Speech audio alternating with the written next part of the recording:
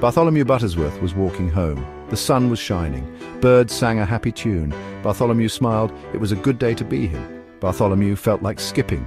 He didn't skip. Skipping is for kids.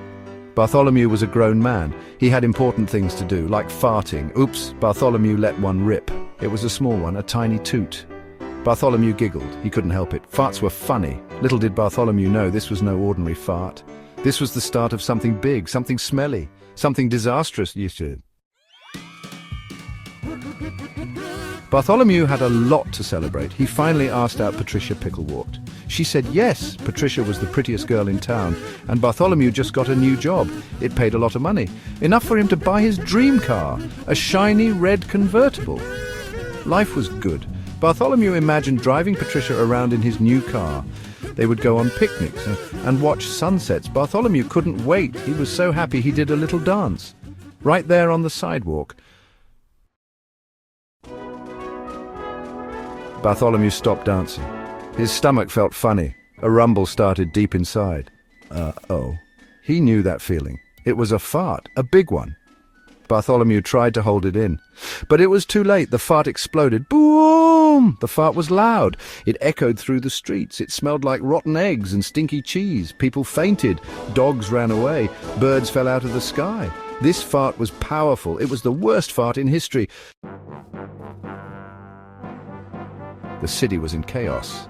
Everyone blamed Bartholomew. News reporters called him the farting menace. Doctors ran tests on Bartholomew's farts. They were baffled. They had never seen such powerful gas. It's the beans, the doctor said. You have to stop eating beans. Bartholomew loved beans, but he loved his city more. He promised to change his ways. Bartholomew was determined to stop farting. He would do anything to save his city, even give up beans. Section 5. Broccoli Blues. Bartholomew rushed to the grocery store. He bought all kinds of healthy food. Broccoli, carrots, celery, yuck! Bartholomew hated vegetables. He took a bite of broccoli. It tasted like a tree. He choked it down with a glass of water. He ate carrots until his skin turned orange. He munched on celery until his ears popped. But no matter what he ate, the farts kept coming. Bartholomew was starting to lose hope. He missed his beans. He missed Patricia. He even missed his stinky farts. Section 6. Beantown Fiasco. Bartholomew couldn't take it anymore. He ran away from home. He hopped on a train. He didn't know where he was going. The train stopped in a city called Beantown. Everything there was made of beans, bean houses, bean cars, even bean clothes. Bartholomew couldn't resist. He ate a bean house and a bean car and a bean hat.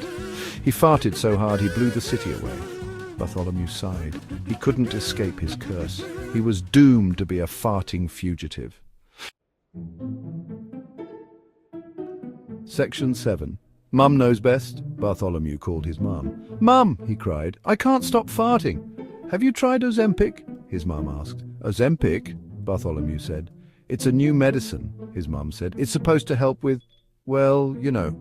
Bartholomew rushed to the doctor. He got a prescription for Ozempic. He took a big gulp of the medicine. Maybe this would finally cure him.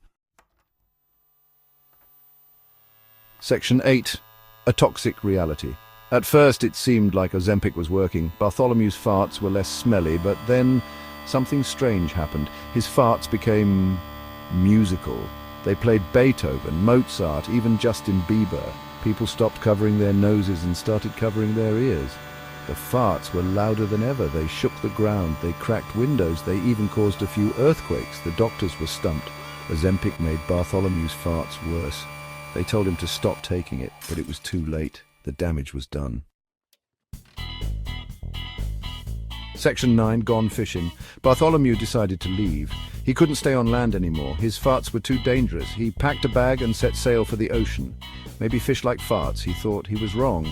His farts created giant bubbles. The bubbles trapped the fish. The fish couldn't breathe. They floated to the surface. Bartholomew had created a fish apocalypse. He felt bad for the fish, but he couldn't help himself. He let out another fart. It was a symphony.